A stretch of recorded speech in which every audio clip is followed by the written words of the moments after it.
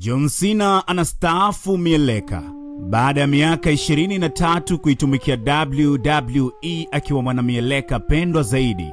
Ila je, rekodi ataivunja? Rekodi ipi ni hii hapa? John Cena ndiye mwanamieleka anayeshikilia rekodi ya mataji mengi zaidi katika mieleka ya kulipwa, akiwa na jumla ya mataji 16. Lakini rekodi hii hajafikia tu yeye peke yake. Yupo mzee mmoja mashuhuri sana katika mieleka anayefahamika kwa jina la Ric Flair aka The Nature Boy.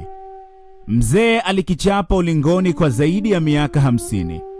Huyu naye anashikilia rekodi ya kuwa na mataji 16 kama John Cena. Sasa je, John Cena atavunja rekodi hii na kuwa na mataji 17? Jibu la swali hilo litapatikana leo usiku katika tamasha la 41 la WrestleMania, ambalo John Cena ataingia ulingoni na mpinzani wake Cody Rhodes, ambaye kwa sasa ndiye anayeshikilia mataji makubwa mawili ya WWE kwa pamoja, yani Undisputed Champion, akishikilia mkanda wa WWE Champion pamoja na Universal Champion. Swali ni je, John Cena atampiga Cody Rhodes na kuwa yeye ni bingwa 17? Usisahau kutufollow ili kujua kitachoendelea. Mimi naitwa A Kader na hii ni Mieleka Empire. Bye bye.